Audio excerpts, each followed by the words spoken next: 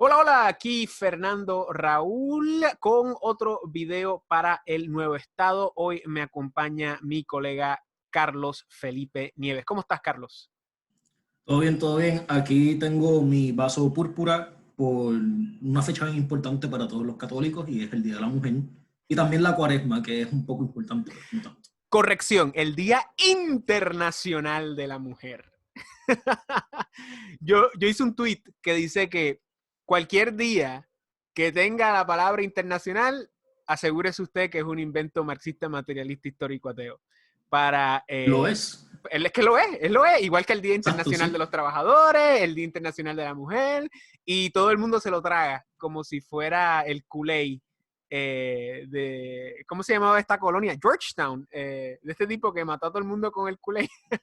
Pero el punto es que es propaganda globalista, internacionalista, marxista, materialista, histórica, atea. Y como tú dices, estamos en Cuaresma y coquí, nadie habla de eso, pero todo el mundo habla de la importancia de estos días internacionales que básicamente los pontifican organismos internacionalistas como las Naciones Unidas y otras organizaciones que claramente tienen agendas de esa naturaleza, pero te felicito por estar consciente de ello y ese vaso rosita pues es muy importante, pero Púrpura, púrpura, púrpura, púrpura. Por favor. Tienes que actualizarte en el nuevo calendario litúrgico que estamos viviendo. disculpa. Pero a la misma vez no podemos asignarle colores a los géneros, ¿ok? Es muy importante, ¿ok? Muy cierto. Te lo digo yo que soy una mujer lesbiana dentro de mi corazón.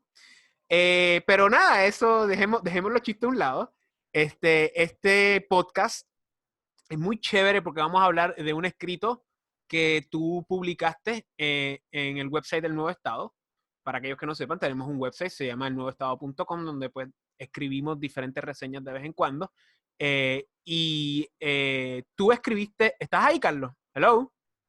Sí, sí, estoy aquí, no te preocupes. ¿Qué Estoy pasó? aquí. ¿Te fuiste? No, es que estaba teniendo un problema, pero nada. Ah, ok. Lo que estabas Continúa. mencionando es que la reseña que escribiste se llamaba Observaciones sobre el catolicismo de Albizu Campo. Y, mano, yo te lo dije ya, pero este escrito a mí me fascinó. Eh, Está súper bien elaborado, es cortito, pero realmente tiene un montón de carne. Yo les recomiendo a todo el mundo que lo vea. En mi caso personal, a mí me fascina por varias razones y antes de comenzar quiero decirlas. O sea, primero que nada, yo me crié independentista, igual que tú, me imagino.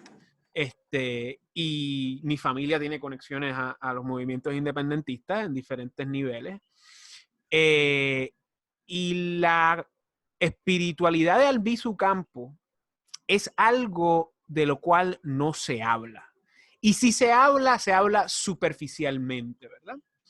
Y es algo que yo por lo menos no aprendí de la figura de Albizu hasta que yo tuve como 20 y pico, ¿verdad? Early 20s, ¿verdad? Claro, yo sabía quién era Albizu desde que yo soy chiquito porque mi abuelo tenía un cuadro de Albizu y mi mamá y todo el mundo, pues, en mi familia materna especialmente, pues me inculcó esos valores independentistas. Y eso es un tema que no se sabe, ¿verdad? Y que la gente que lo sabe superficialmente.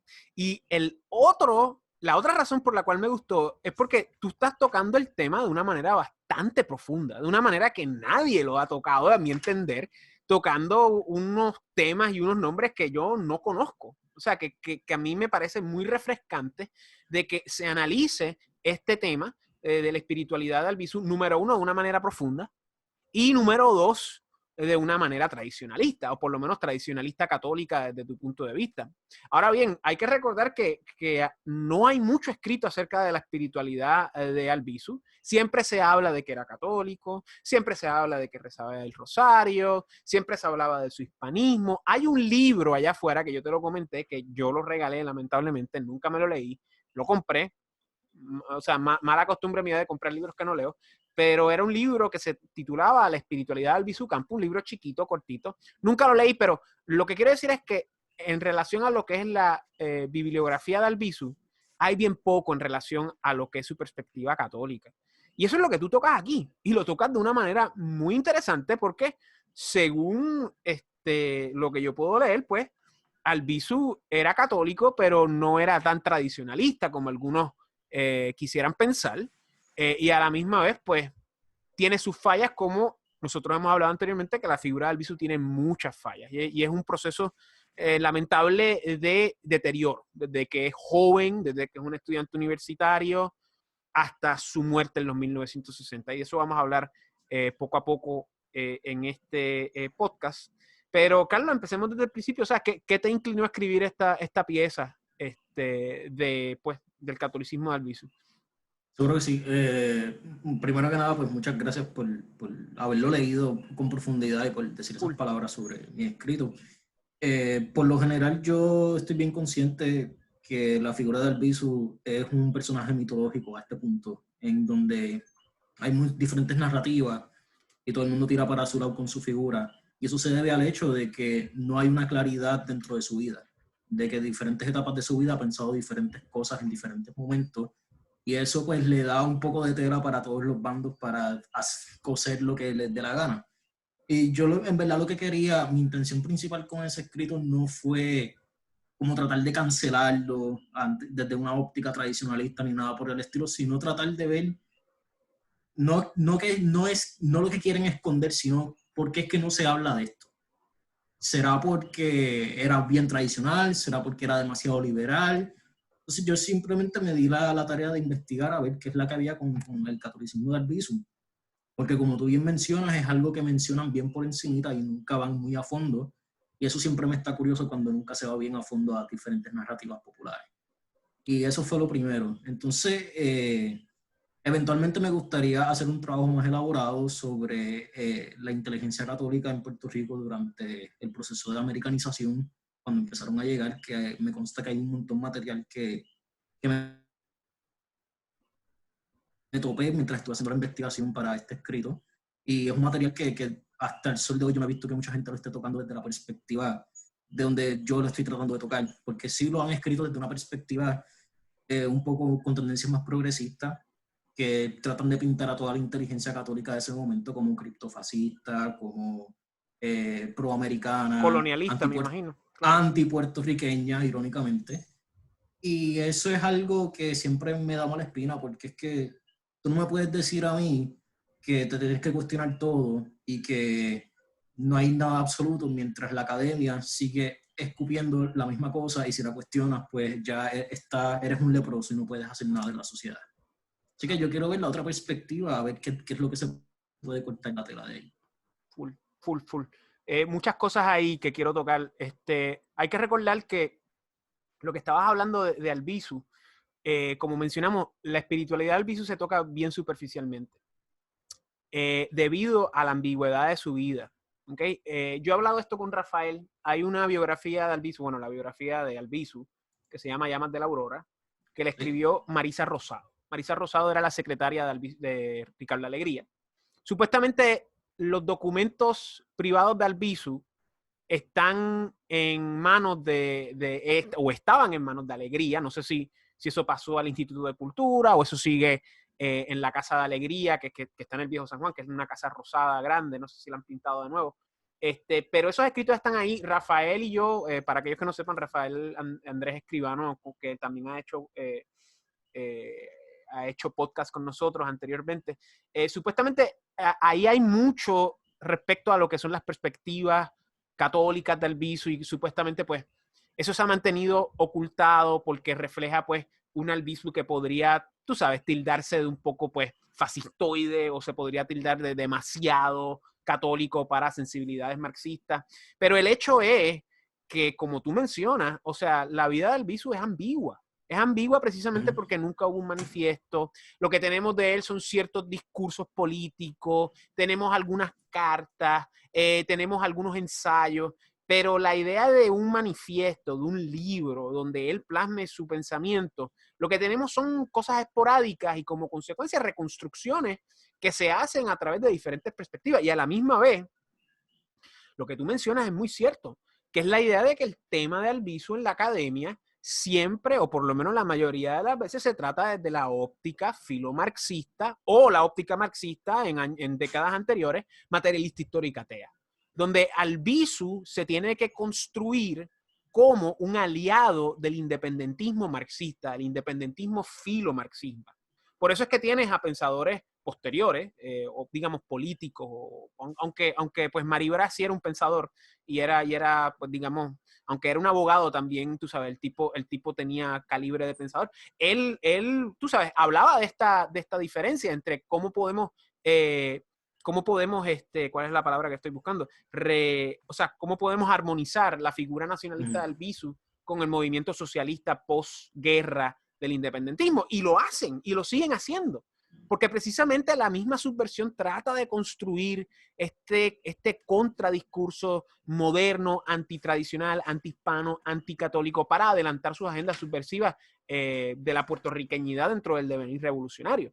Así que tenemos esa situación con la figura de Albizu, que es una figura ambigua más allá de su proyección política, más allá de sus ideales políticos y de sus acciones, que a la misma vez son bastante ambiguas específicamente dentro del grito de Jayuya, o sea, la revolución de 1950. Y a la misma vez tenemos pues esta plaga de homogeneidad dentro de la misma academia, que como tú bien dices, si la cuestionas eres un leproso, y como tú sabrás, pues aquí en el Nuevo Estado todos somos los leprosos de Puerto Rico en términos de estas ideas. Seguro que sí. Adelante, ¿qué ibas a decir? Sí. No, seguro. Me consta que los archivos de Albizu creo que los tiene Eliezer Molina, de todas las personas. Eliezer Molina. Yo recuerdo que en una entrevista él mencionó que él estaba tratando de proteger los archivos de las Meneses porque los estaban vendiendo y él como que se apoderó de ellos de alguna manera y pues los tiene ahí. Y nada, era un dato curioso que quería soltar así. Y eso que te estaba hablando sobre la izquierda tratando de armonizar Albizu con el movimiento independentista ya en su etapa más marxista, es algo cierto, y Maribra pues sí, trató de hacerlo y tuvo éxito, pero también otras figuras como el fundador de la FUPI, Silen, en uno de sus libros, él habla y Manrique Cabrera también fue de la FUPI. Exacto. Exacto, pues en uno de Silen, sus libros, sí. Silen habla de cómo es que el Partido Nacionalista pues no lo condena abiertamente, como que respeta su lucha y todo eso, pero básicamente les tilda de herejes por no ser materialistas históricos como ellos, por no ver las cosas dialécticamente y por no ver todo como una cuestión de clase. Aunque dentro del Partido Nacionalista sí habían socialistas, pero el enfoque no fue ese, el enfoque fue más un movimiento revolucionario del siglo XIX con características hindúas y características irlandesas, tratando de acaparar también los diferentes sectores de la sociedad puertorriqueña, tanto religiosos, protestantes, como católicos, espiritistas, masones. Era como ese es que, otro, exacto. después hablaremos más profundo de eso. Sí, eso puede ser un futuro escrito, porque ese es otro problema, que el mismo Partido Nacionalista es la misma ambigüedad que con la figura del Albizu. O sea, el Partido Nacionalista comenzó con Colicuchí y el papá de Ricardo Alegría, que creo que le decían Pepe Alegría. Y comenzó como si fuera una liga de clase alta de la gente de San Juan, del viejo San Juan. O sea, Pepe Alegría era un señor con recursos, el papá de Ricardo Alegría, y Colicuchí era parte de una familia de intelectuales puertorriqueños. O sea, estamos hablando de la crema de principios del siglo XX.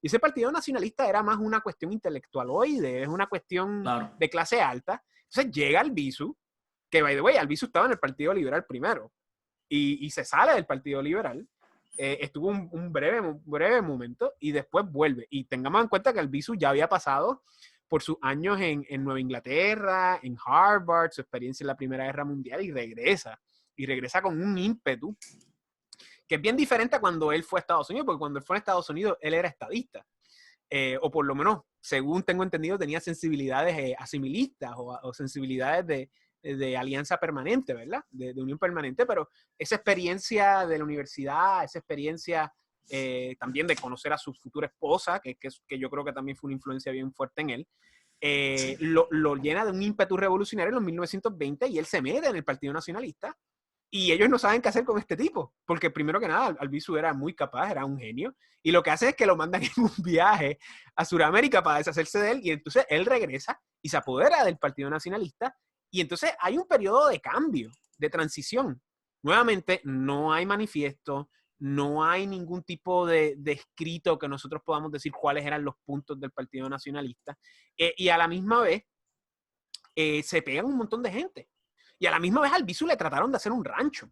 De hecho, hubo la famosa asamblea donde él se volvió presidente, que esto no lo dicen, que creo que era Llorens Torres y Nemesio Canales, estaban pasando notitas de que este negro se quería apoderar del Partido Nacionalista. Literalmente eso fue lo que hicieron. Nada, el punto es que él se quedó con el Partido Nacionalista. Y entonces el problema con el Partido Nacionalista es lo mismo que pasa con la figura de Albizu. Muchas cosas a la vez, aunque no va a ser lo mismo que el Albizu después de la guerra, que es otra cosa, ¿verdad? Albizu después de los 40 es otra cosa. Estamos hablando del Albizu a finales de los 20 y los 30. Y entonces, en ese periodo, el Partido Nacionalista como que está en un proceso de transición que se cuarta, precisamente con el primer encarcelamiento de Albizu. Y a la misma vez como que ese fenómeno no se desarrolló lo suficiente como para identificarlo claramente, porque estamos hablando de un periodo de 6, 7 años más o menos. Como consecuencia, esta idea de que el Partido Nacionalista era fascista, eso no se puede decir 100% que tenían elementos, como tú correctamente lo dices, de Irlanda y de India en relación a lo que es el proceso de descolonización previo a la guerra. Pues claro, los tenían sin duda alguna. De hecho, las camisas negras eran del movimiento nacionalista irlandés. Pero a la misma vez, pues, hay muchas cuestiones que son del capitalismo, que son del libre mercado, como Albizu ayuda a la huelga de la caña, pero como a la misma vez pues no asume ciertas posiciones socialistas, a la misma vez, porque pues las posiciones socialistas eran de los estadistas en ese momento, ¿verdad? De la coalición específicamente.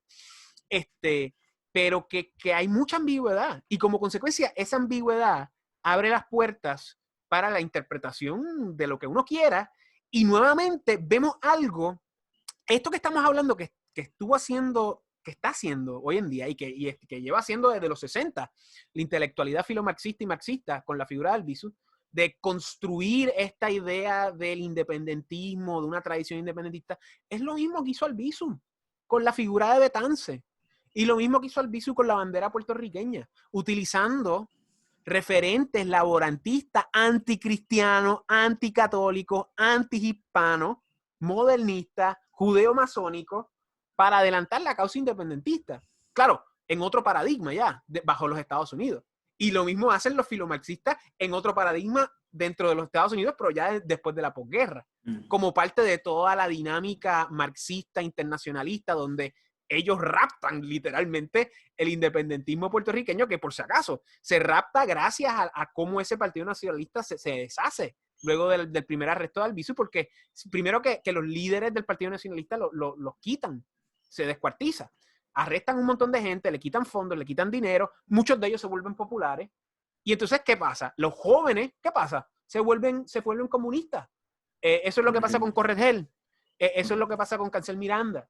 O sea, y con un montón de otros que van a ser que van a ser las figuras clave del marxismo independentista luego de la posguerra, cuando ya el Partido Nacionalista es una sombra. Y también está la figura esa de Gandía, que era un líder que supuestamente los mataron los marxistas en años después, ¿verdad? Y hoy en día el Partido Nacionalista todavía existe, pero es una cuestión más simbólica, y la idea de la cristiandad, la idea del nacionalismo es prácticamente algo decorativo, porque realmente son un movimiento filomarxista, y obviamente pues las hijas de Albizu se estudiaron en Checoslovaquia, o sea, estudiaron en el bloque soviético. O sea que vemos que aunque haya muchas cosas aludiendo al tradicionalismo, al catolicismo, la realidad es que todo eso era bien sincretista, algo se saboteó, ¿verdad? Precisamente por la influencia americana. Y a la misma vez porque eran un grupo minoritario, que eso es lo que muchas veces no quieren aceptar muchos de estos académicos, de que pues el movimiento independentista siempre ha sido minoritario, porque la mayoría de los puertorriqueños desde siempre han respaldado a la unión permanente, en diferentes maneras, obviamente, pero que eso lo quiero mencionar. Y entonces ahora tú estás trayendo un dato muy importante con este escrito, a todo eso. La idea de que el catolicismo de Albizu, que siempre se tilda como algo bien profundo, bien fanático en su persona, no en el sentido negativo, sino en el sentido de que pues el fervor, ¿verdad? Pero claro, el marxista siempre lo ve como fanatismo, porque o es agnóstico o es ateo. Y si es ateo, puede ser un ateo antipático o un ateo militante. Pues los ateos militantes, pues obviamente lo van a ver como un fanatismo. Pero tú estás apuntando en este escrito de que pues ese fervor que estaba ahí presente no necesariamente era tan tradicionalista, y a la misma vez pues Albizu tú sabes, cruzaba la línea, como tú vas a aludir en diferentes momentos del escrito que vamos a mencionar más adelante. Pero, ajá, no sé si quieres decir algo antes de proseguir. Seguro que sí. La razón por la que el catolicismo del Albizu quizás fue un poco ambigua en su vida es debido a su formación de abogado. O sea, su profesión depende de los preceptos liberales del Estado de Derecho y son cosas que él no puede simplemente tirar a la basura. Entonces él estaba tratando de buscar la manera de cómo reconciliar diferentes cosas, porque una de sus influencias que yo encontré fue Jaime Balmé. Jaime Balmé fue uno de los mejores amigos de Juan Donoso Cortés, y el que no sabe quién es Juan Donoso Cortés, pues debería saberlo y debería estudiarlo a profundidad. Y Jaime Balmé fue uno de los mejores apologetas de su época. Fue condecorado por el Papa, o sea, posterior a su muerte fue condecorado por el Papa Pío XII. Vamos a llegar ahí, vamos a llegar ahí, a los nombres de ellos. Vamos a llegar ahí. Ok, sí. Pues nada, ajá. Adelante. ¿Qué ibas a decir? No, yo lo que quería era leer el primer párrafo antes de llegar a esa figura. Pues seguro, dale. Yo quiero leer el primer párrafo porque esto está bien bueno. O sea, y de verdad, cuando tú publicaste esto, yo te escribí, uff, porque está bien bueno. O sea, y leo, Pedro Albizu Campos para todos los Pedro Albizu Campos para todos los efectos es una figura mitológica en nuestra historia, sin duda alguna. Al no dejar un manifiesto exponiendo su pensamiento, los diferentes grupos políticos del país buscan la manera de apropiarse de su figura. Y también yo añadiría a los diferentes historiadores. Uno de los elementos que más se ignora de Albizu cuando es interpretado por los círculos de izquierda es su fe católica. Eso es cierto. Y si se toca bien superficialmente como hablamos. No es una rareza ver en diferentes manifestaciones de independentistas banderas gays, pañuelos verdes y camisas de Albizu como si todo formara parte de una misma lucha por la independencia. Que eso aluda al sincretismo. Es más, yo me acuerdo cuando yo era chiquito, yo tenía una camisa que se llamaba el ABC de la patria. Albizu A, Betances B, C, Corretgel. Yo me la compré cuando tenía como 8 años. Entonces, era bien loco porque yo viendo ahora, yo me estoy dando cuenta de que eran 3 personas en 3 momentos históricos que eran 3 subversiones diferentes. Era lo mismo, pero en 3 momentos diferentes. Obviamente el laborantismo de Betances en el siglo XIX, después pues Albizu, que pues sí era nacionalista, pero después de la guerra hace alianzas con grupos de izquierda, y básicamente al final se vuelve más una cuestión, en mi opinión, anarquista más que cualquier otra cosa, y profundamente antiamericano y profundamente anticolonial, yendo en contra de el pensar de la mayoría de los puertorriqueños. Y obviamente tenemos la figura de Corretgel, un hombre que era claramente comunista, un hombre que literalmente se dedicó a la subversión, que en años posteriores se dedicó a comerle la mente a gente joven, como fue el caso de mi tío, que era amigo de él, y era un hombre viejo hablando con chamaquitos de independencia y de comunismo, llenándole la cabeza de mentiras. Y tenemos la misma subversión. Y cómo el independentismo crea este edificio sincretista que todos se basan en la subversión anticristiana, anti-hispana, en diferentes momentos. Claro, Albizu es la gran excepción, precisamente por este catolicismo que, como tú dices bien, pues no era tan tradicionalista como decimos. Y en las manifestaciones hoy en día, pues tenemos estos revoluces en términos de cómo se construyen estos símbolos, cómo se construyen estos discursos dentro de lo que es la subversión contemporánea filomarxista. Y como tú aludes, lo que es la contemporánea de los pañuelos verdes de lo que sería pues el marxismo-feminismo de tercera y cuarta hora que está hoy en día en Puerto Rico, que es una cuestión globalizada, que básicamente aquí hacen lo mismo que hacen en Argentina o en México, es básicamente el mismo guión para diferentes países. Pero disculpa. Entonces, seguimos leyendo y dice: la persona un poco más alfabetizada, como nosotros, Dios mediante, que el resto quizás se percate de la incongruencia de elevar a un ex caballero de Colón, para aquellos que no sepan, eso es una orden hispana, a la misma altura que símbolos políticos que evidentemente contradicen todo lo que representa su fe, sin duda alguna. Pero esa incongruencia no es algo nuevo para Albizu. Círculos un poco más conservadores del independentismo tienden a tratar de reivindicar el catolicismo de Albizu, como mencionamos el caso de Maribras, y como todos los independentistas hoy en día, porque eso es una figura mitológica, como tú mencionas, como principio de guión, como principio que guió su proyecto político. Pero nunca se hace una examinación crítica del catolicismo al que se adhirió, sino que se da por sentado. Y de eso trata este ensayo. Y entonces tú mencionas a 3 figuras muy particulares que tú dices que dan una pista en relación a lo que era el catolicismo de Albizu realmente. Y estas son 3 figuras que yo no conozco, que probablemente las únicas personas que van a conocer son gente que está bien metida dentro de la teología y el catolicismo contemporáneo. Y esos son Jaime Balmes, o Jaime Balmes, no sé cómo se pronuncia, John Ryan y Louis Rhodes. ¿Puedes hablarnos de estas 3 figuras? Seguro que sí.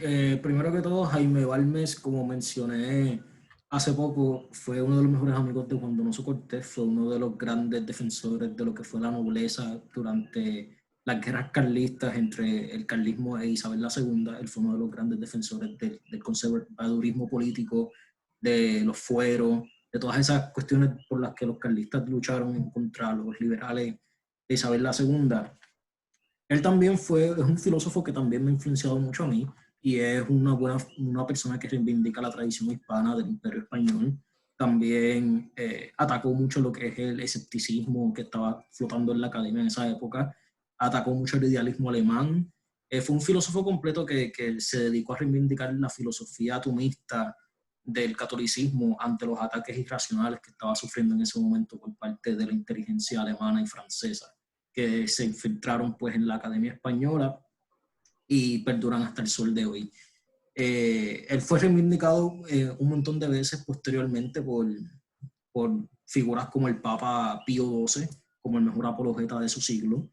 Y la influencia que él tuvo en Albizu no fue una muy profunda en cuestiones teológicas, fue más en la cuestión de resaltar la civilización grecolatina.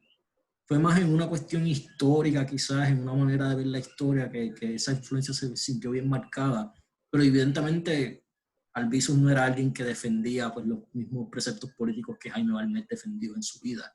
Y lo descartó precisamente porque su formación como abogado, pues él no podía descartar estas cosas liberales, sino que tenía que aceptarlas porque fue lo que estudió, es a lo que se dedicaba y tuvo que irse con esa. Entonces sus influencias políticas y económicas vienen del padre John Ryan, que es un sacerdote americano, que fue de los primeros que empezó a escribir en los Estados Unidos sobre un salario digno, sobre leyes para regular los salarios, ¿verdad? Entonces él era un socialista, era modernista, era un proto-teólogo de la liberación, aunque no se clasificaba de esa, porque la teología de la liberación pues, se define en América Latina, ¿verdad? No en los Estados Unidos, pero sí es una de esas figuras que hizo un foreshadowing a lo que luego sería la teología de la liberación, y ahí es como vemos cómo es que el materialismo histórico y el materialismo dialéctico pues se infiltra en la teología de la Iglesia Católica, lamentablemente. Pero realmente el padre John Ryan, salve esas cosas, pues también no dicen cosas heréticas ni nada por el estilo, sino que son consistentes con las encíclicas papales de León XIII, especialmente Reverum Novarum, que es una encíclica que básicamente el Papa León XIII en su momento pues dijo que había que encontrar un punto medio entre el capitalismo salvaje y el comunismo. Claro. Que no podías no podías eliminar la propiedad privada, pero tampoco podías quitarle la propiedad al otro, pues tenía que haber un punto medio, y eso fue lo que él llamó para tratar de impulsar las uniones católicas que estaban bien activas en Francia con la cuestión de la acción francesa de Charles Maurras y todo eso, pero eso es otro tema que no nos conviene ahora. Y la tercera figura es Luis Rhodes, un sacerdote jesuita catalán también.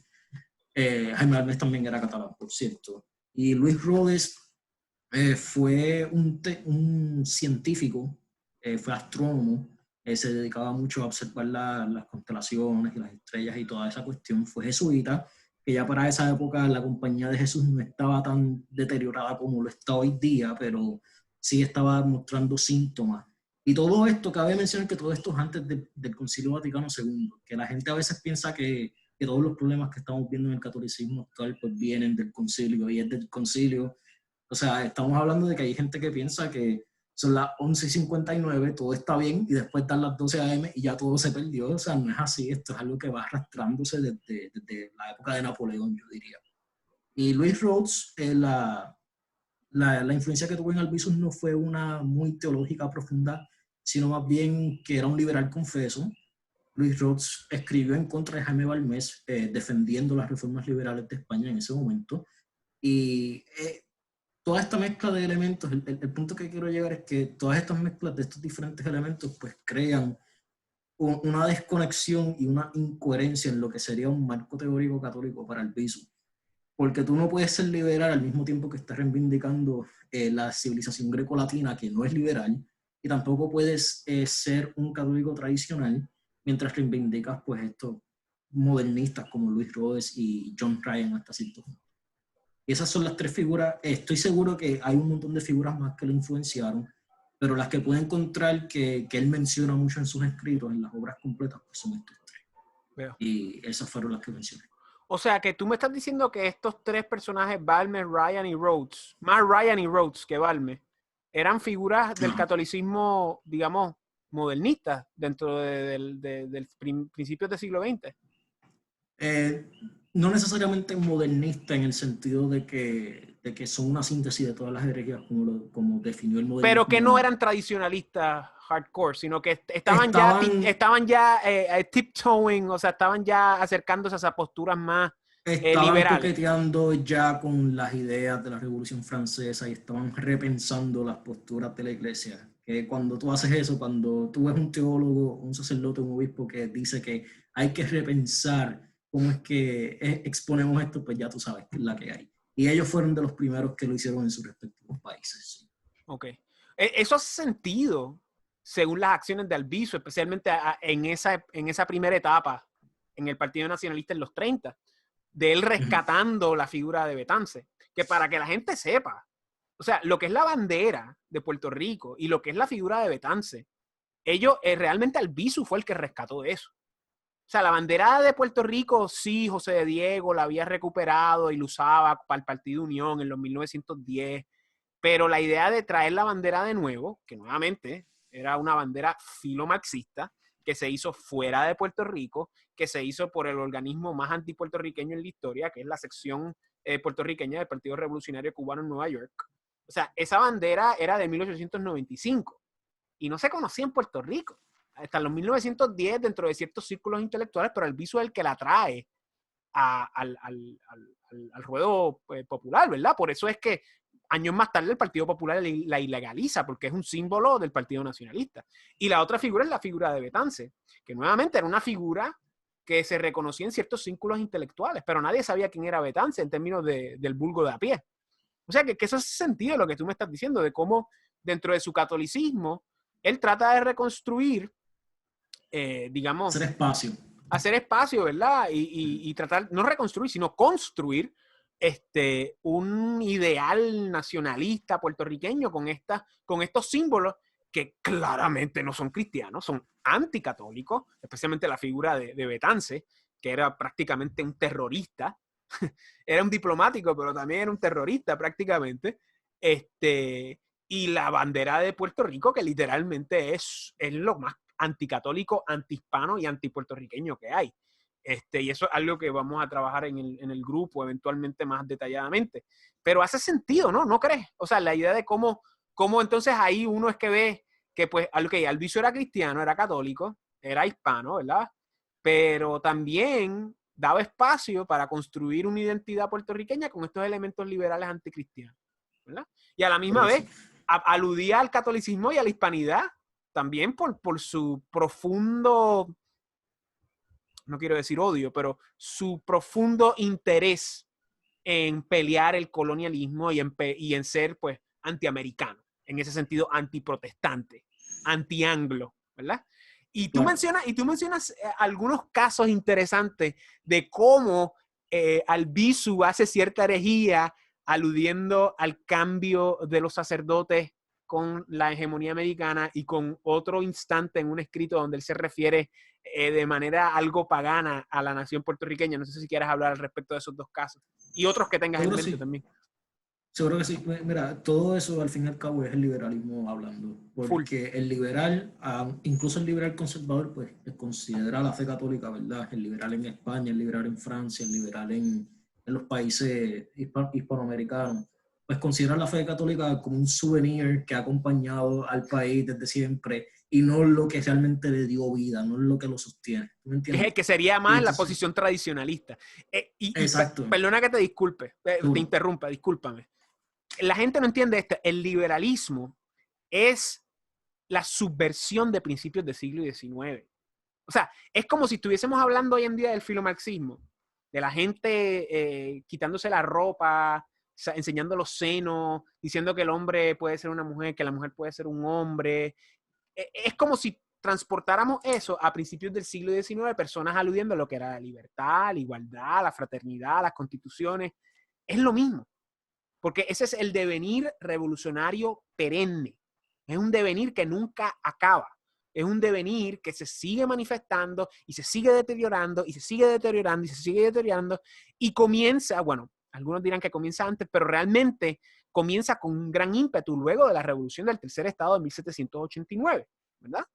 Y en nuestro contexto hispano comienza con las guerras napoleónicas en la primera década de los 1800. Como consecuencia, el liberalismo es subversivo naturalmente a nuestra tradición, a nuestra hispanidad. Y eso es algo que muchos liberales, o por lo menos conservadores, que recordemos, liberales en Estados Unidos es una cosa y liberales en Hispanoamérica es otra cosa, muchos conservadores no entienden, ¿verdad? Y en el caso de Albizu, pues era liberal, claramente, en ese sentido, pero a la misma vez, años después, y hace alianzas con comunistas, o sea, que tú sabes, que vemos ahí, tú sabes, a una inconsistencia que es notable ante nuestros ojos. Adelante. Pero no es necesariamente una inconsistencia, porque en su marco de visión de mundo, él pone a la patria o la idea de la nación-estado como el bien supremo. Y Correcto. todo lo que exista en ese territorio tiene que estar al servicio de ese bien supremo, y si no lo está, pues no sirve. Una jerarquía católica americana predicando ortodoxamente la fe y comunicándola, como no está al servicio de ese bien supremo, pues no puede existir.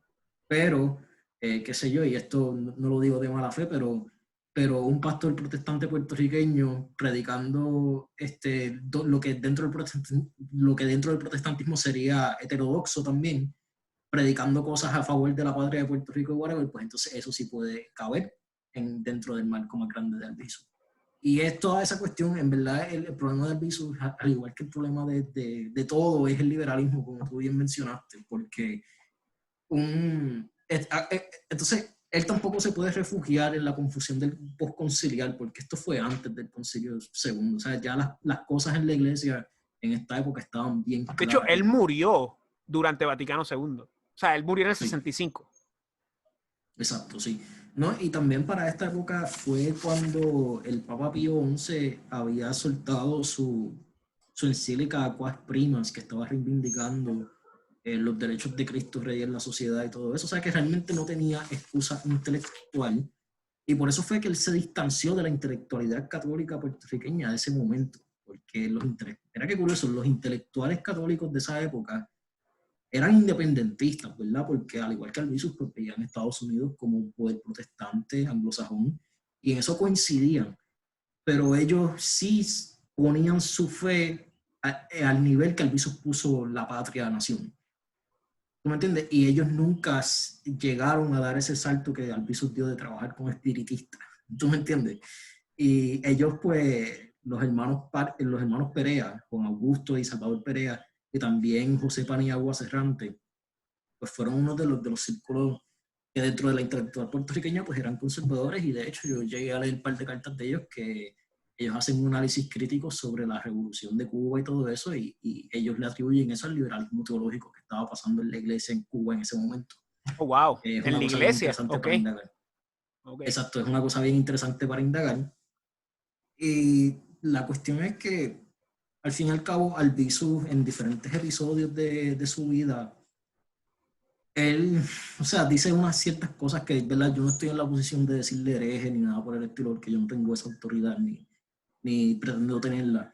Pero él dice algunas cosas que en verdad están, que por lo menos merecen aclaración o demuestran sus verdaderos colores, ¿verdad?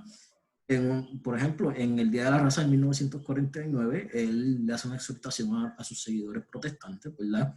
Y él les dice que si el protestantismo significa algo en la historia, es la protesta contra la tiranía, y todo el que a título de protestante quiere mantener la esclavitud yanqui aquí, no sabe lo que es el protestantismo. Entonces yo, pero ven acá, Alviso. Sí, ¿contra qué tiranía? ¿Contra el orden social cristiano? ¿Contra el orden social católico? Es eso, la cristiandad para ti es una tiranía. Y quizás sea yo, pues, looking into it demasiado, ¿verdad? Quizás, pues, lo dijo en un contexto más grande, pero, o sea, ¿de qué tiranía tú me estás hablando en ese sentido? Si tú realmente dices ser una cosa, tú no puedes después, en otra etapa de tu vida, ¿verdad? Y mantenerte consistente, tú no puedes después decir, no, esto que yo soy, pues, es tiranía. Porque es que no funciona, o sea, no funciona. Y como mencioné, no estamos en época postconciliar, so que no tiene esa bomba de humo para defenderse. Y nada, lo que quieras añadir. Tú también hablaste algo de los sacerdotes, que él los tildó automáticamente como, pues, non gratos meramente por ser norteamericanos. No necesariamente por eso, si quieres hablar de eso, porque es muy interesante también, porque eso es algo que se generaliza un montón en la historiografía. La idea de que llegaron los americanos y cambiaron al clero y eso, ¡boom! Eso fue, que parte también de esa interpretación de Albizu, que si quieres hablar al respecto. Claro que sí. Hay que entender una cosa. A veces la gente, especialmente los independentistas católicos, que sí existen, idealizan al catolicismo que existía en Puerto Rico antes de la invasión americana, antes del cambio de soberanía. Tienden a idealizar la iglesia en Puerto Rico cuando estaba bajo España, cuando en realidad cuando más muerta ha estado en Puerto Rico fue cuando estaba bajo España. Me imagino en el Cuando siglo estaba bajo XIX, más que España. nunca. Sí, luego de la Real Ciudad de Gracias, que se empezó a infiltrar el liberalismo, pues aquí habían, o sea, cuando los misioneros protestantes llegaron a Puerto Rico, ellos llegaron a sectores donde no había clero, no habían parroquias, no habían capillas, no había nada. O Que sea, era en la isla bien metido para adentro, exacto. En la montaña, exacto, que ellos básicamente, pues, por eso es que tú ves en el área donde predomina el protestantismo en Puerto Rico, es precisamente porque no hubo presencia católica real durante el tiempo de España. Siempre se concentraba en los centros importantes como Mayagüez, San Juan, Arecibo, Ponce. Pero en las otras áreas, pues, estaba bien desatendido esa pastoral. Y eso cambió con el cambio de soberanía, les guste o no, cuando los obispos, cuando se establece una jerarquía norteamericana, fue cuando, a mi juicio, ¿verdad? Fue cuando ha mejor estado la iglesia en Puerto Rico. Habían congregaciones llegando casi todos los días, escuelas construyéndose, catedrales construyéndose, se estaban construyendo parroquias, se estaban abriendo nuevas misiones, había un montón de vocaciones surgiendo, que de ahí es que surge, en esa época es que se forma el futuro cardenal Aponte Martínez. Y él fue cuando más viva ha estado la iglesia, más presente y más ortodoxa en cuestiones de morales y dogmas. Es con la jerarquía americana. Que sí, que los obispos americanos les gustaba sonar las campanas de la catedral los 4 de julio. Está bien, perfecto. Pero tú no, como católico tradicional, desde esta perspectiva, ¿verdad? Desde esta perspectiva que le quieren atribuir al Albizu, no se puede caer en lo que se llama el filetismo. El filetismo es una herejía, ¿verdad? Que básicamente racializa a la iglesia. Que, un ejemplo, tú eres hindú y si tú no tienes un obispo hindú, pues tú no le haces caso al obispo. Y cuando tú eres católico, pues tú le debes obediencia a la jerarquía, porque gracias a Dios no somos una democracia, tenemos una jerarquía. O, por ejemplo, qué sé yo, si tú eres una persona asiática y un sacerdote quiere administrar los sacramentos, pero el sacerdote no es asiático, pues tú te rehusas a recibirlo, pues eso también pues caería en lo que es el filetismo o querer una jerarquía racializada. Es básicamente un racismo, pues, pero dentro en términos teológicos. Que es moderno. Y, que es un entonces, que el racismo como predeterminismo biológico es puramente moderno y como consecuencia no es tradicional dentro de esta aplicación católica, exacto. El racismo es una secularización del término filetismo, porque el filetismo ha existido a través de toda la historia de la iglesia. Wow. No quiero entrar en este tema bien profundo, pero para ponerlo un poco en perspectiva, durante el Concilio de Calcedonia, por ejemplo, que tú sabes que existen los ortodoxos de Rusia, los ortodoxos de Constantinopla y todo eso, sí, de Grecia, pues también existen ortodoxos de Egipto, los cópticos, existen los ortodoxos de Etiopía. Pues esa gente se separó de los otros ortodoxos y por consecuencia de los católicos, porque la jerarquía era griega. Entonces ellos crean una jerarquía de ellos crean una jerarquía copta, ellos crean una jerarquía etiopí.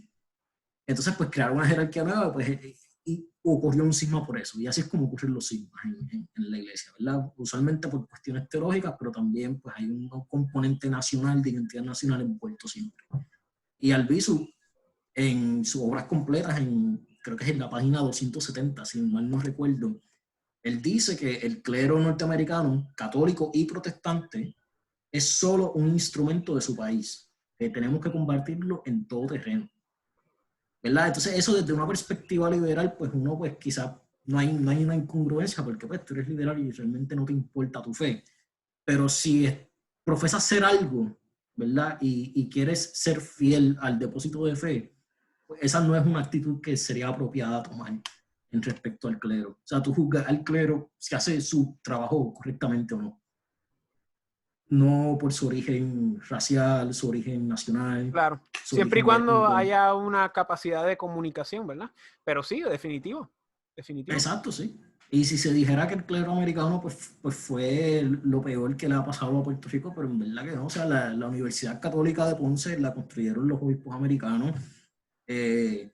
No, ¿verdad? Acción Cristiana, que es un episodio bien controversial dentro de la historia de la Iglesia de Puerto Rico, que resultó que pues hubo ciertas irregularidades dentro del conteo de votos y todo eso, pero en principio pues fue algo que se debió haber hecho porque en ese momento Puerto Rico estaba pasando por una ola de secularización agresiva y los obispos pues hicieron pues, lo que se supone que hagan, reunir al pueblo Claro. y decirle, mira, no puedes votar por esta persona, no puedes votar Y por esta recordemos que persona. uno de los gatillos para el PAC fue cómo los populares pues fomentaron el aborto o cómo estaban a favor de él.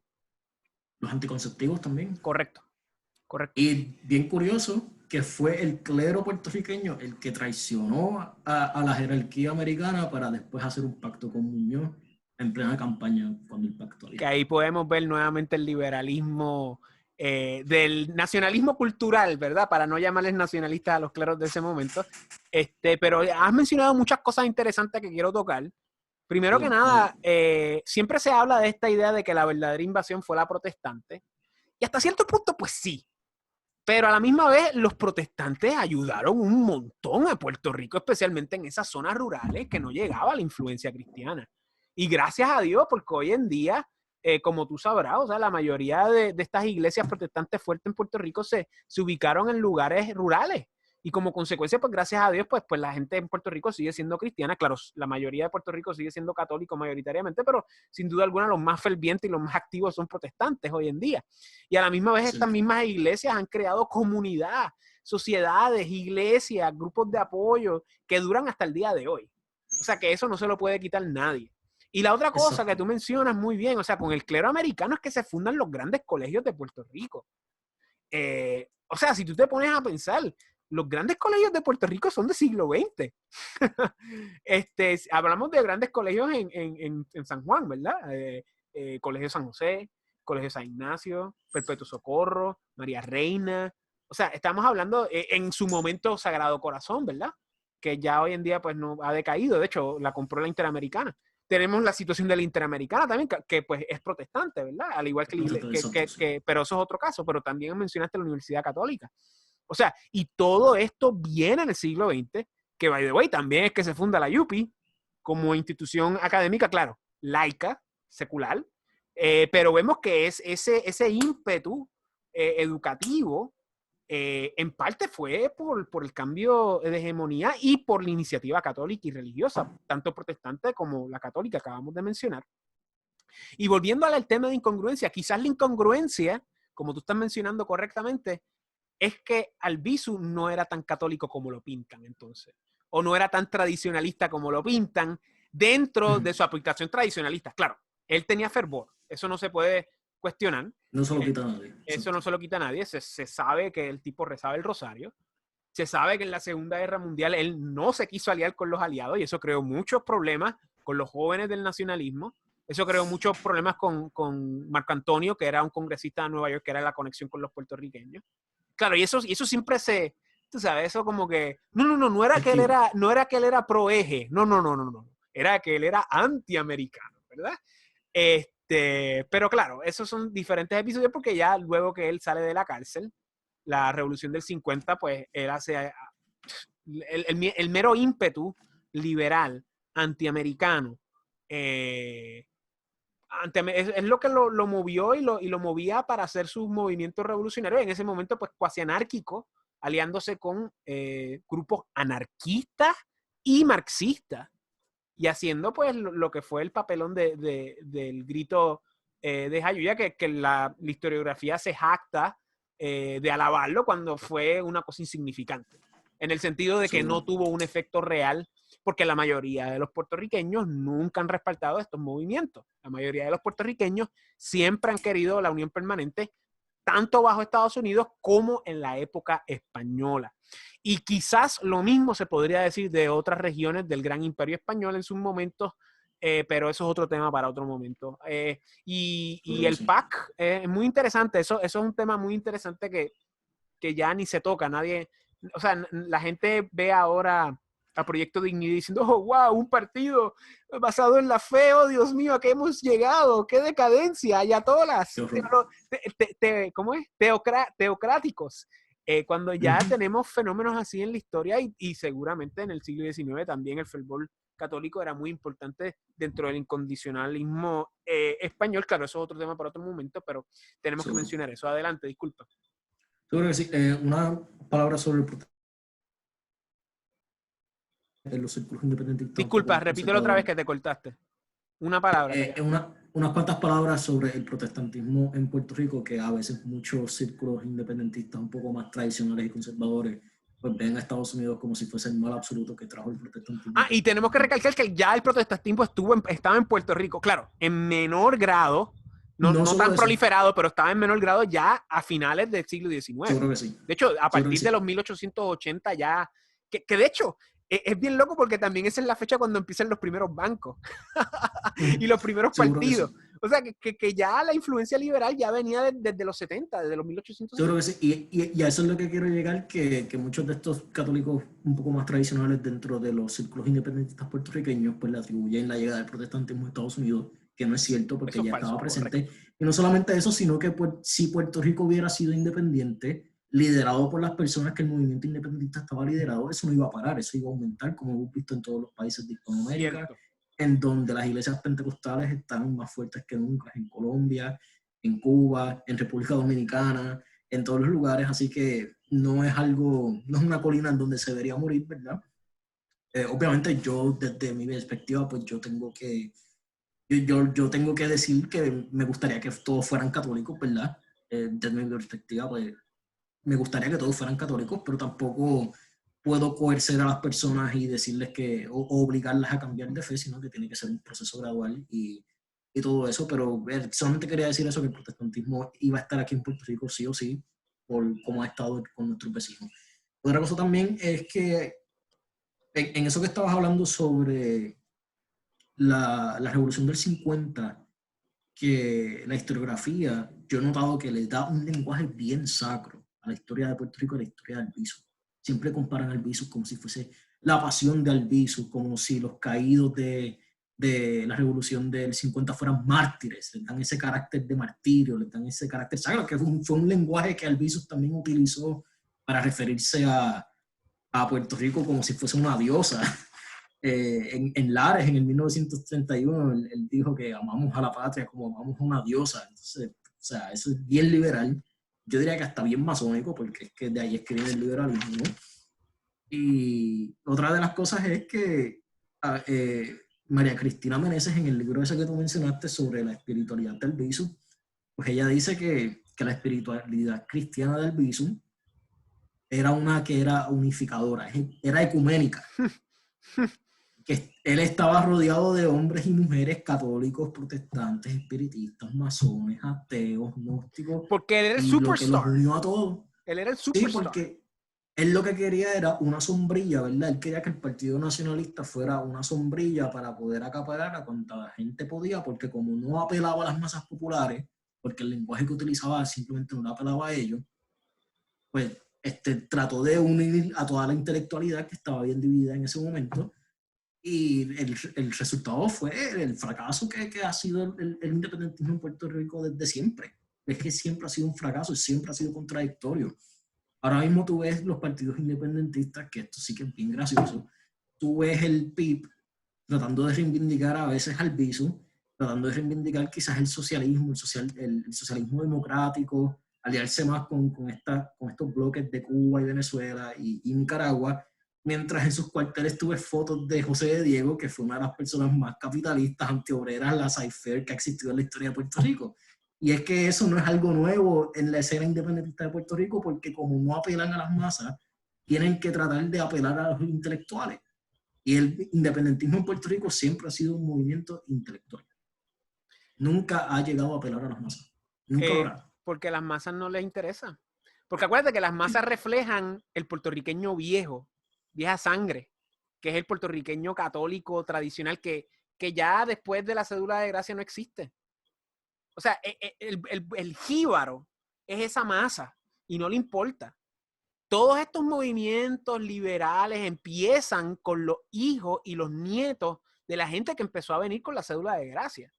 Y esas van a ser las grandes familias con dinero, y esas van a ser las familias intelectualoides, ¿verdad? Que luego se reemplazan con el cambio de hegemonía, que eso es lo que alude el ensayo de los 4 pisos en parte. Pero lo que yo quiero mencionar es que tú me das ideas cuando estás hablando, es respecto a lo que estás mencionando de la Revolución de 1950. Y esto es algo muy importante. La historiografía puertorriqueña filomarxista contemporánea y anterior a ella, la historiografía puertorriqueña marxista y la historiografía puertorriqueña liberal, tanto del siglo XX como decimonónica, siempre se ha dedicado, en el caso de Puerto Rico, a inflar sucesos históricos más allá de sus hechos, ¿verdad? Sucesos históricos los inflan más allá de sus hechos y sus repercusiones para respaldar su perspectiva sociopolítica y su ideología independentista. Lo vemos que en el caso de la Revolución de 1950 y lo vemos en el caso del Grito del Ares, que no tienen absolutamente ninguna presencia en el imaginario colectivo puertorriqueño, sino que lo tienen en un sector aburguesado de la sociedad. Como tú dices, un sector aburguesado pseudo intelectual, ¿verdad? Que es a donde apela la independencia, ¿verdad? La independencia siempre apela a clase media, media alta y clase alta, ¿verdad? Tú no ves independentistas en caseríos, tú no ves independentistas en los barrios, tú no ves independentistas casi en el campo, ¿verdad? O sea, y eso es la dicotomía dentro de esto, ¿verdad? De cómo se inflan y a la misma vez cómo se inflan las persecuciones de los marxistas independentistas luego de la posguerra, en los 60, en los 70 y a principios de los 80. Cómo se inflan hoy en día sucesos como lo de María, sucesos como la persecución de independentistas, que como por ejemplo esta muchacha que tiró un cóctel Molotov en el Banco Popular y la metieron en la cárcel 3 años, ¿verdad? Oh, la persecución política en Puerto Rico está fuera de control. O sea, la tipa literalmente ya hay evidencia. O sea, y hay otros casos así, o sea, exagerándolo todo. Porque básicamente apela a esa mentalidad de víctima, a ese complejo de inferioridad que naturalmente está en la mentalidad izquierdista. Y mencionaste a José de Diego. Yo tenía un profesor en sociales, en la UPI, González Rosa, uno de los mejores profesores, un personaje, que él decía que José de Diego por la mañana defendía al obrero en esa época, no sé si el Capitolio estaba construido ya, pero en la asamblea, y por la tarde defendía al hacendado en el tribunal. O sea, que el tipo, tú sabes, José de Diego era un personaje, tú sabes, era un personaje nuevamente con muchas contradicciones.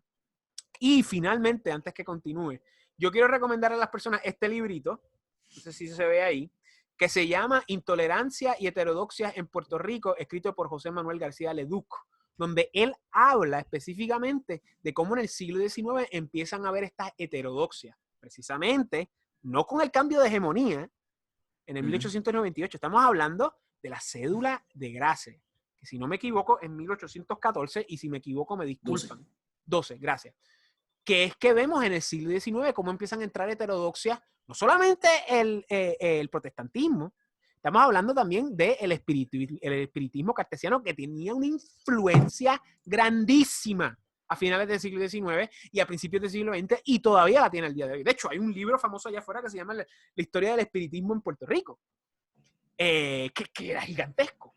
Que era gigantesco hasta la Revolución Cubana, que es suplantado por el IFA, luego, que sería la santería, que es lo que más predomina hoy en día, dentro de otras manifestaciones afroespirituales como el palo congo, palo mayombe, no sé las diferencias entre ambos, pero el punto es que esas heterodoxias vinieron con el liberalismo decimonónico, no vinieron con los americanos. Claro, los americanos sí trajeron otras cosas, sin duda alguna, pero que eso empezó en el siglo XIX. Y quería mencionar eso, ¿ok? No sé si quieras decir algo más, Carlos. Sí, seguro que sí. Voy a mantenerme breve en relación al No, espiritismo. para nada, sigue hablando, esto está fascinante. Ok, pues nada, el espiritismo, pues mucha gente piensa que el espiritismo pues, es una religión ancestral de Puerto Rico que viene de nuestros ancestros africanos y taínos, pero es falso. El espiritismo se lo inventó un tipo francés, que posiblemente era masón, llamado Allan Kardec, que básicamente escribió un libro sobre espiritismo y se volvió bien popular en Puerto Rico. Y uno de los que lo ayudó a codificar como herencia puertorriqueña fue Rosendo Matienzo Cintrón, que también fue masón. Y él fue si no me equivoco, él fue el que escribió un libro. De hecho, Rosendo Matienzo Cintrón escribió un libro que se llama Sobre Espiritismo, que creo que es una colección de artículos publicado para eso creo que fue para el siglo XIX, si no me equivoco, en donde básicamente utilizó fondos culturales, el Instituto de Cultura Puertorriqueño y otras entidades que pretenden definir lo que es la cultura y lo que no es cultura. La Federación Espiritista Puertorriqueña fue fundada por él. Y esto no es algo que viene de nuestros ancestros africanos, ni tampoco viene de nuestros ancestros taínos. El que piense eso es un analfabeta. El que piense eso necesita, yo no diría eso, el que piense eso necesita pues aplicar la narrativa de cuestionarse todo y cuestionarse pues el cuestionamiento. Definitivo. Y debería pues investigar un poco más sobre los orígenes del espiritismo en Puerto Rico. O sea que básicamente es una babosada masónica como casi todo lo que es en Puerto Rico desde el siglo XIX en adelante. Hasta cierto punto. Exacto. Tocaste adelante, disculpa. Entonces, otra cosa rapidito que quería mencionar es que todo esto que estabas mencionando sobre cómo es que el independentismo siempre ha sido un movimiento de élite que apela a la élite. Pues me viene a la mente algo que dijo Ortega y Gasset, un poema que decía que el gobierno está insatisfecho con el pueblo y va a hacer elecciones para para escoger un nuevo pueblo, algo así, que es esta idea de cómo es que la intelectualidad y las clases altas en Puerto Rico pues siempre han odiado lo que es el puertorriqueño y lo que es Puerto Rico y siempre quieren mejorarlo. A partir de la cédula de gracia, exacto. A partir de la cédula de gracia, exacto, porque hasta el nuevo año, o sea, los niveles de estos son ridículos. Yo estaba viendo a fin de año con cómo ya la intelectualidad puertorriqueña pues odia la pirotecnia, odian los fuegos artificiales, dicen que eso es retrógrado y que el puertorriqueño tiene que ser considerado con los hijos de cuatro patas y debería prohibirse. Entonces, como que... Eso es más globalizado, tecnocrático, contemporáneo, la idea de glorificar a los animales, que yo lo detesto, los perros y los gatos. Ajá, disculpa. Claro, pero es la idea de coger cosas que a la gente le gusta y tacharlas como de retrógradas o como claro, de cosas que hacen los cavernícolas y no se dan cuenta que así es el puertorriqueño. Claro. Y van a seguir perdiendo elecciones y van a seguir teniendo una pobre representación en los diferentes municipios y en el Senado, aunque pues ahora hay bastante representación de ellos, ¿verdad? Pero van a seguir así porque es que no pueden conectar con el puertorriqueño común. Y por eso es que la estadidad siempre va a ser apelar al pobre. La alianza permanente. Varias cosas ahí. Primero que nada, ahí que terminaste con la idea de las costumbres, eso se ve desde el siglo XIX. Y de hecho, se ve en el Jíbaro de Manuel Alonso, que se considera el primer libro. La identidad puertorriqueña nació con el Jíbaro de Manuel Alonso. Y Manuel Alonso en ese libro hace lo mismo que tú estás diciendo ahora. Critica las corridas de caballo por la calle del Cristo, de que la gente se mata y que es una barbarie y que eso tiene que parar. Y pues sí, quizás es una barbarie, pero whatever. Eso es parte de la tradición. Y tocaste la figura de Rosendo Matienzo Cintrón, un tipo que era masón, espiritista, y que fue el primer político puertorriqueño en la hegemonía americana en ser estadista, estadolibrista o autonomista dentro del concepto de esa época del Partido Unión y luego independentista. O sea, era un tipo que refleja esta confusión que Esquizofrenia. esa esquizofrenia política que van a tener estos liberales. Especialmente la esquizofrenia que tuvo que haber surtido toda esa clase política con el cambio de hegemonía. Cómo se cambia todo. Pero cómo entonces, pues el liberalismo, pues Estados Unidos no es monarquía, entonces pues podemos bregar, pero nada. Y lo que yo quiero mencionar es que, volviendo al tema de Albizu, es que la independencia en Puerto Rico siempre ha sido una cuestión de élite o de clase alta o digamos clase menos baja, porque en Puerto Rico ya no hay clase alta desde hace décadas. El punto es que ay Dios mío, disculpa, que hoy en día es una manifestación aburguesada. Es básicamente pues es una etiqueta para identificarse con algo, ¿verdad? Y muchas veces se usa para disimular una ausencia de personalidad. Pero el punto es que Albizu no era de clase alta. Albizu era un hijo ilegítimo, ¿verdad? Claro, su papá pues tenía cierta presencia en la sociedad de ponceña de su época, pero que él era un outsider. Y ese outsider cambió la idea del independentismo. Pero desde ese entonces, todo el mundo ha sido clase media, media alta en términos de las figuras importantes del el independentismo, que notas ahí cómo la cosa cambia un poco, ¿verdad? Y finalmente, para aquellos que quieran saber del espiritismo, como dice Carlos, no es una tradición africana, no es una tradición taína. El espiritismo siempre ha existido a lo largo de la historia de la humanidad. Y en el mundo antiguo se consideraba algo primitivo. Porque básicamente lo que tú estás haciendo es que tú estás abriendo tu psiquis a parásitos, ¿ok?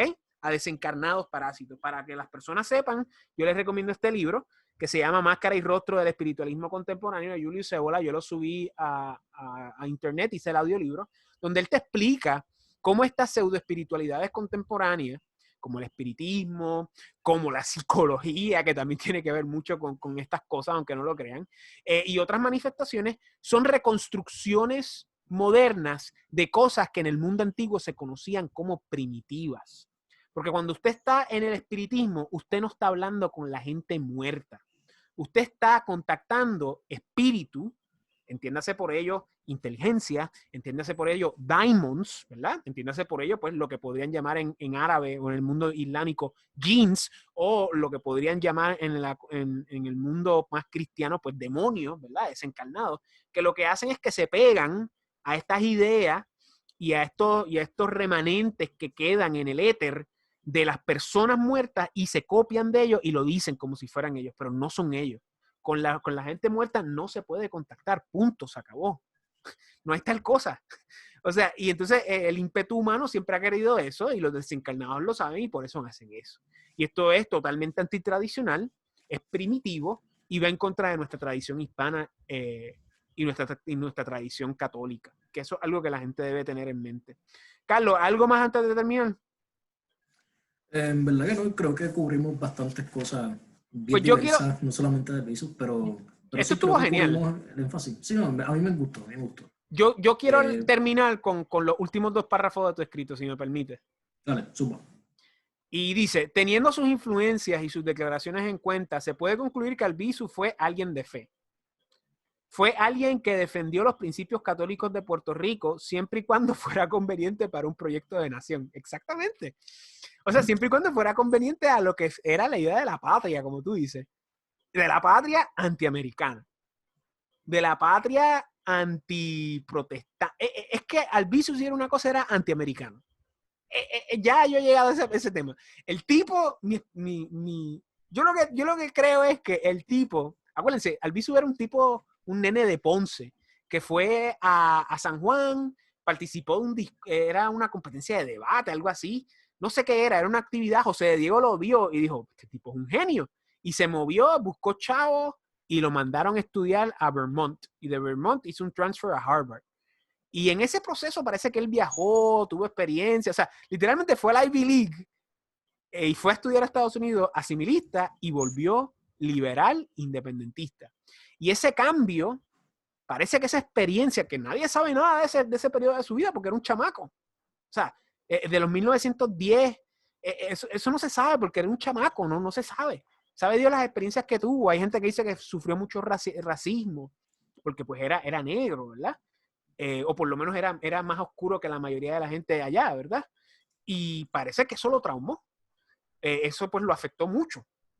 Y esa era la clave de Albizu. Albizu era antiamericano, aunque el americanismo en Puerto Rico fuera beneficioso para los puertorriqueños. Punto. Y como tú mencionas, su cristianismo al parecer era útil siempre y cuando cayera dentro de ese paradigma antiamericano o, como tú dices, de su proyecto de nación. Es alguien que raspaba de idolatría por sostener a la nación como el bien mayor absoluto supremo, más supremo que la fe. A pesar de correctamente identificar al americanismo como una arma subversiva, que lo es sin duda alguna, no tuvo nada que decir respecto al afrancesamiento que comenzó con la Real Cédula de Gracia. Específicamente... Otro tema. Exacto, pero específicamente recuperando la figura de Betances y recuperando la bandera. Ahí tú lo ves, Eso es lo que sus acciones claras. Y subsiguientemente, luego que sale de la cárcel, luego de la guerra, es un Albizu que ya está en declive en términos de su subversión. O sea, es un Albizu subversivo, cuasi anárquico. Nuevamente con esa idea de proyecto de nación, con esa idea antiamericana y lamentablemente con esas ideas antipuertorriqueñas porque no representaban el bienestar de la mayoría de los puertorriqueños ni el pensar de la mayoría de los puertorriqueños en ese momento. Albizu Campos no ha sido cancelado porque no estorba. Escribe María Cristina Meneses. La espiritualidad de Albizu Campos, unificada, es ecuménica, estuvo rodeado de hombres, de mujeres, católicos, protestantes, espiritistas, masones, ateos, gnósticos, peor todavía, gnósticos. Y a todos ellos los unió el nacionalismo, precisamente porque Albizu era un superstar. Y eso lo vemos hoy en día, como independentistas no se atreven a hablar mal de Albizu jamás y nunca, aunque fuera cristiano, aunque fuera nacionalista, que utilizara simbología fascistoide, porque es lo único que tienen. Es como estoy diciendo, la historiografía independentista se dedica a utilizar ciertas cositas, la inflan para construir su discurso. Y eso es lo que se vuelve cultura, eso es lo que se vuelve historia, eso es lo que se vuelve, pues, conocer de Puerto Rico cuando realmente es propaganda. Finalmente, lamentablemente, Albizu no supo mantenerse firme ante las presiones de su época y sucumbió a la moda. Es decir, no fue tradicionalista completamente. ¿Cuánto se debe eso a la influencia de su mujer y su director espiritual liberal? No se sabe. ¿Cómo se llamaba su director espiritual? Martin Bernstein. Eso me imagino que... Adelante, disculpa. Sí, Martin Bernstein, rapidito, es de la Orden de Predicadores holandés que vino de Puerto Rico por la invitación de uno de los obispos de acá. Vino de Curazao. Para esa época la mayoría Curazao.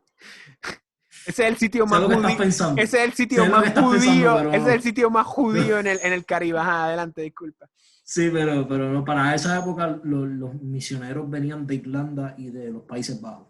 Y es irónico porque hoy día esos lugares son desiertos. Mano, sería bien cool hablar de ese tipo y cómo influenció Albizu.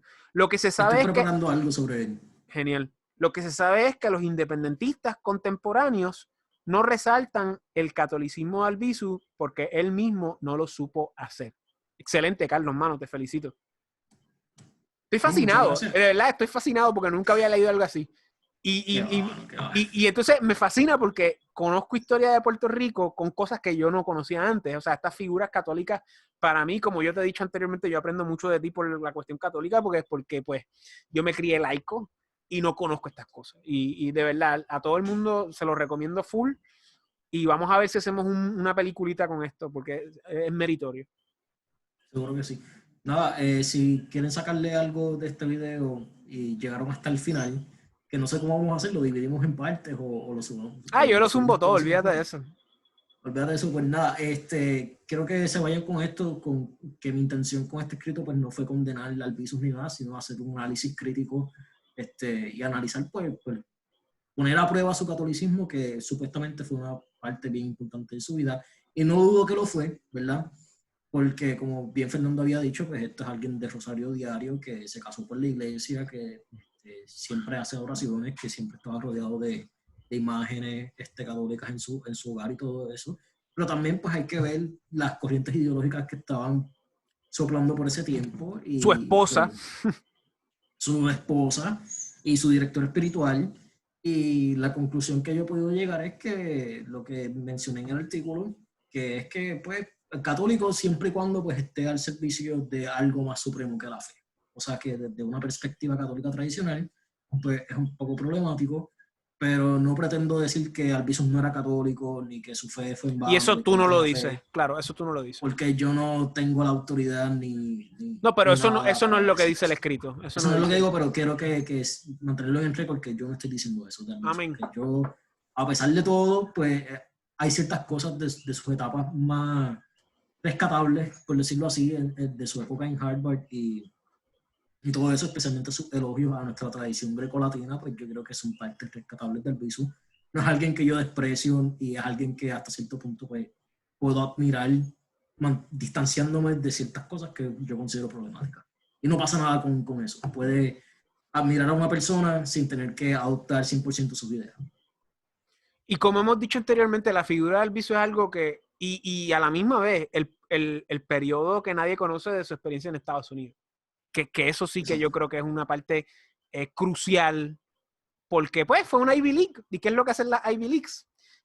No solo eso, y Te su parte en bombardean de Latinoamérica. propaganda. O sea, ajá, disculpa.